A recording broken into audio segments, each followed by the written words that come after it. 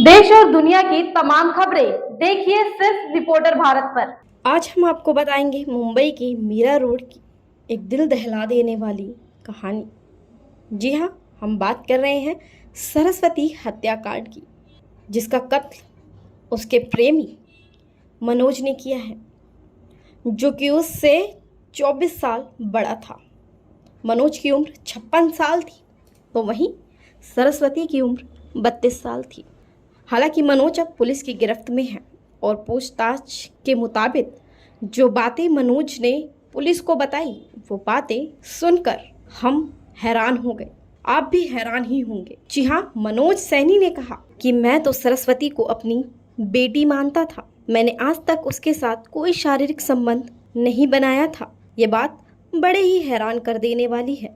जी हाँ, हमें भी ये सुन के बहुत हैरानी हुई कि जहाँ लोग लिविंग रिलेशनशिप, उसका प्रेमी, ये वो कह रहे थे, वहीं उस मनोज ने उसे कहा वो मेरी बेटी समान थी। वो अपनी एसएससी की तैयारी कर रही थी और मैं उसे मैथ्स पढ़ाता था। लेकिन सरस्वती हमेशा मुझ पर शक करती थी। मैं रात को जब भी लेट घर आता था, वो हमेशा मुझे शक की निगाहों से देखती थी। वो मुझसे पागलों की तरह प्यार करती थी, लेकिन मैं उसे बेटी की नज़र से देखता था और मैंने उसकी हत्या नहीं करी है। मैं तो पुलिस से बचने के लिए उसकी लाश को ठिकाने लगा रहा था। जी हाँ, मनोज सैनी ने यह बताया कि जब मैं फ्लैट के अंदर घुसा तो सरस्वती जमीन पर पड़ी हुई थी। उसके मुंह से झाग निकल रहा था। वो मर चुकी थी। लेकिन ये देखते ही मैं घबरा गया कि हम दोनों इतने साल से एक दूसरे के साथ रह रहे हैं और हम दोनों एक लिविंग रिलेशनशिप में हैं लोगों की नज़र में। तो अगर मैं पुलिस को कंप्लेन करता हूं तो पहले शक मुझ पर ही जाएगा और कार्रवाई मुझ पर बैठेगी। इसके डर से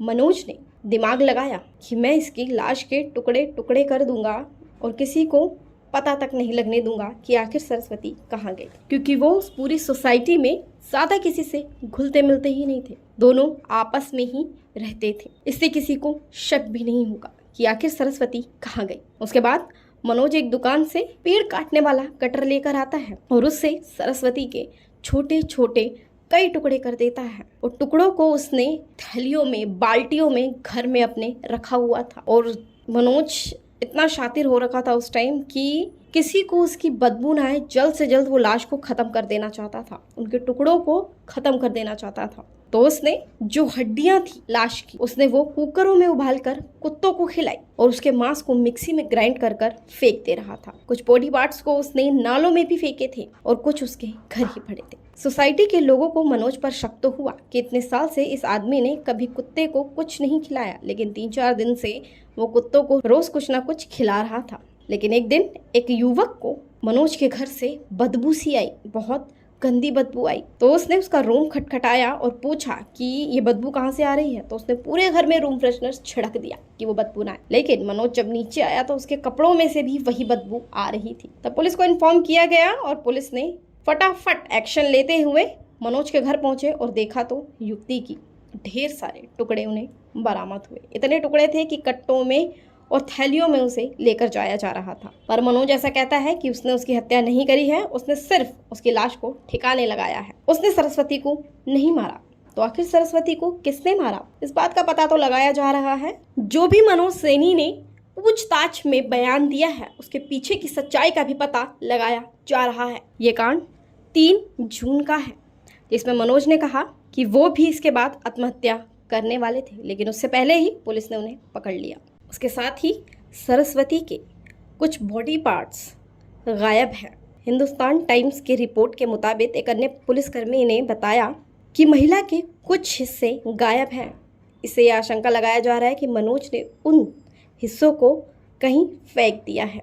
इसी के चलते जो भी मनोज ने बयान दिया है उसकी जांच चल रही है और सबूत मिटाने के जुर्म में उसके ऊपर मुकदमा चलाया जा रहा है। और 16 जून तक के लिए मनोज सैनी को पुलिस रिमांड में भेजा गया है।